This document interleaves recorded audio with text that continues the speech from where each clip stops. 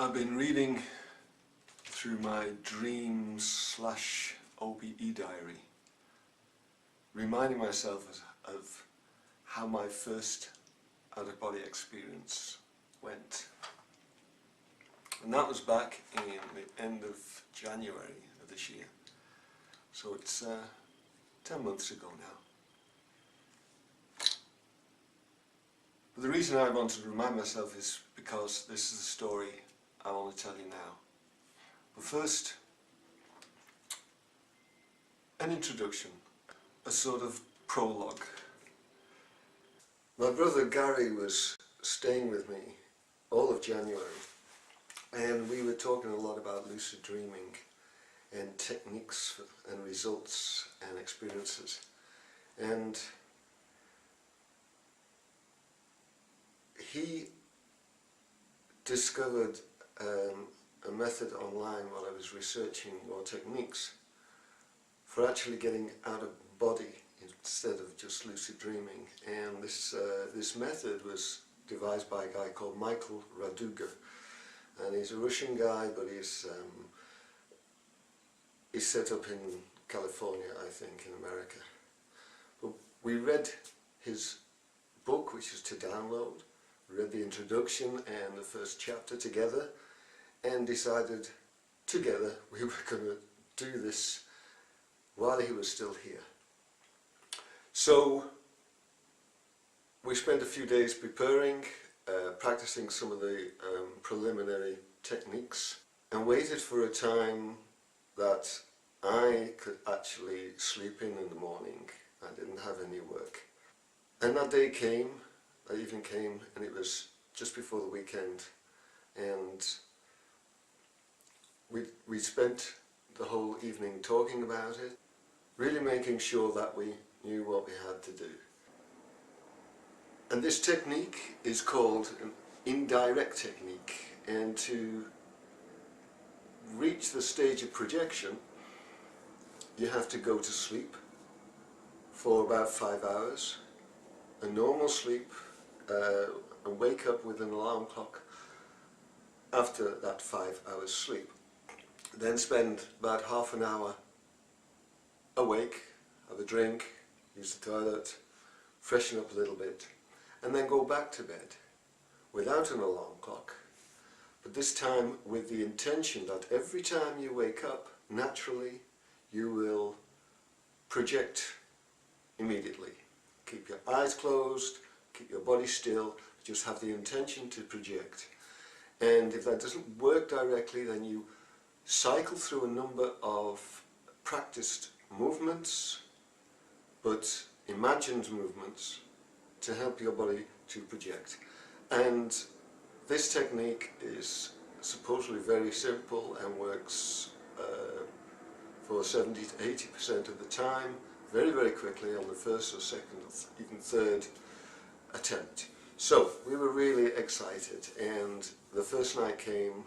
We'd set up 3 nights in a row that we would do this over the weekend, and the first night came and we followed that ritual, and what happened was Gary had his first out-of-body experience that night, and I just dreamt.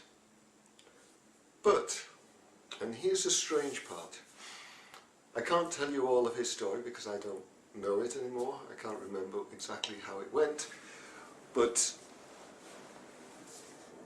he did project, and he levitated, and he moved around the house, and one of the rules within this technique is to go and visit a mirror to look at yourself as a first task.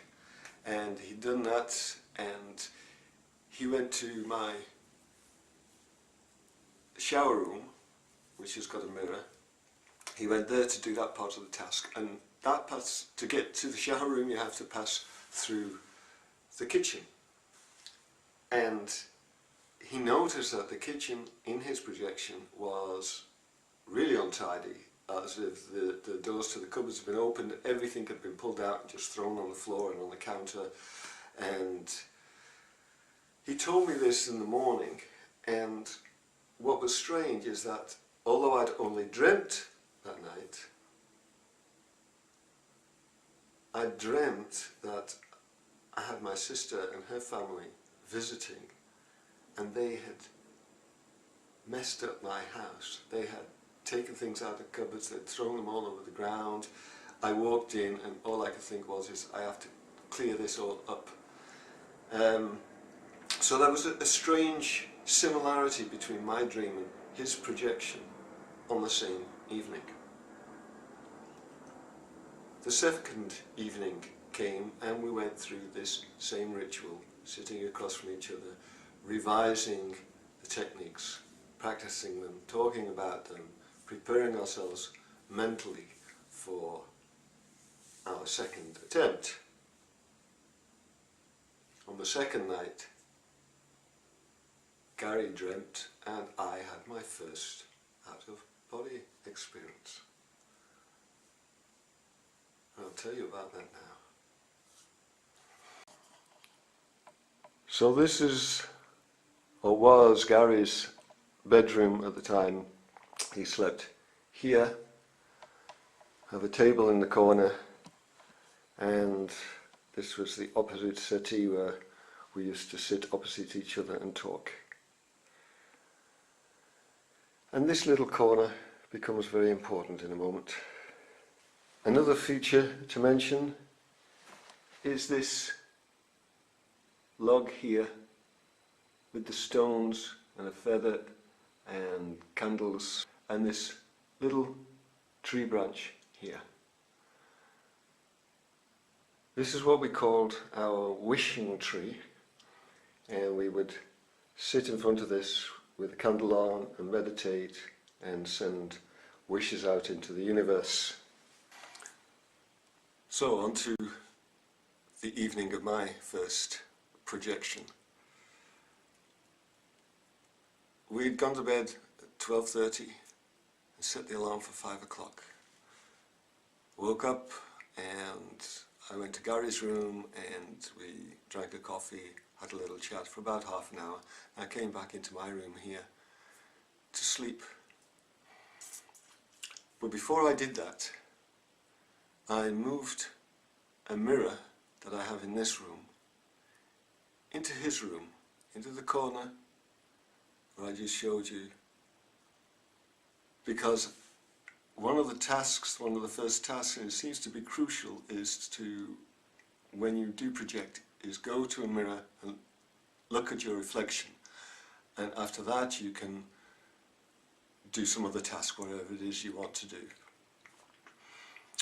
But I did not want to stay in my room. I needed something to take me out of the room. So I moved the mirror to his room so that it would actually force me to actually get out of this room. The closer you are to your sleeping body, it tends to have an effect that it sucks you back in. So you need to get away as soon as possible. So that's what I did as preparation. I set the mirror in the other room and then came back, went to sleep. What happened was I woke up, or thought I'd woken up, and thought I'd opened my eyes and quickly closed them again so that I would not lose the effect or lose the moment of needing to project.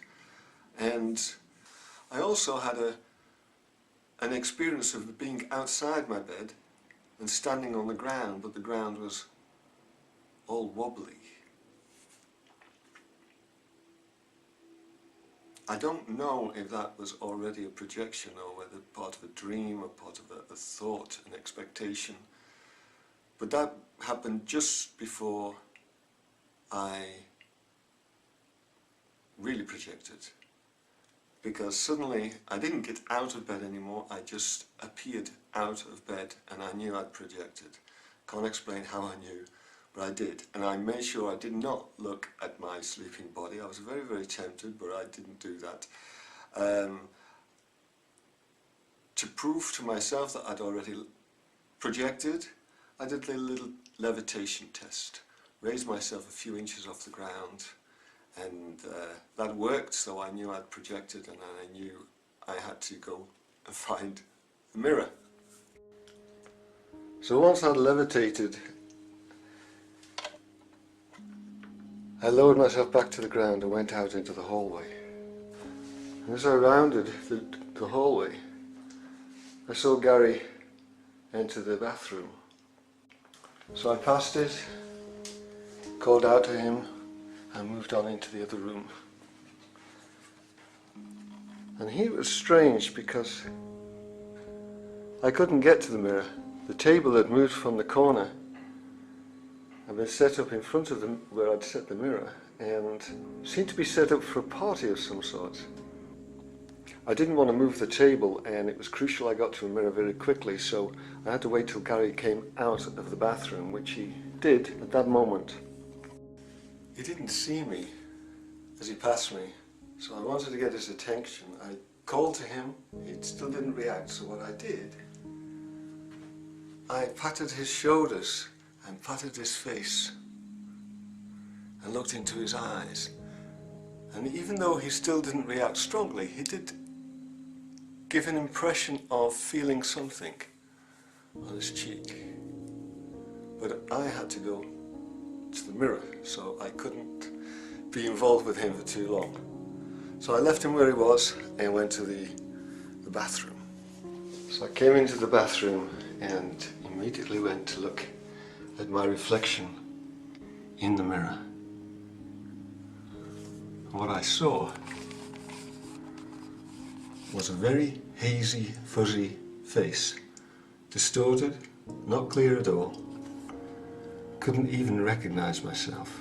So I rubbed my hands together really quickly, and I rubbed my face. And the next time I looked into the mirror, the image was a lot clearer. With that task completed, I moved back into the living room, deciding what to do next. I levitated again around the room, and I noticed I got faster and faster as I neared the ceiling, spinning around a few times before settling in a corner above the door.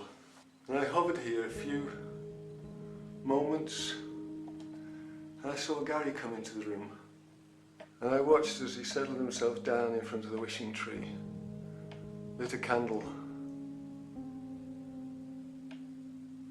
and started meditating. At that moment, I felt a strong desire to see myself lying down in bed. So I came back down to the ground and walked back into the hallway towards my room. But as I approached the door, I felt the pull of my body sucking me back in. And I awoke. I checked the time, and it was already 8 o'clock in the morning. My session, my experience had ended. I could have gone back to sleep and tried again for another projection, but I was way too excited, and I just wanted to talk to Gary about it, which is what I did, and which is what we did the rest of the day. The next evening,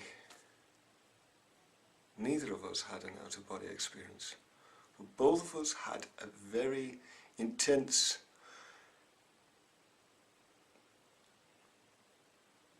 overload of dreaming. So many dreams in one evening, it felt as if your whole brain, your whole mind was rebooting.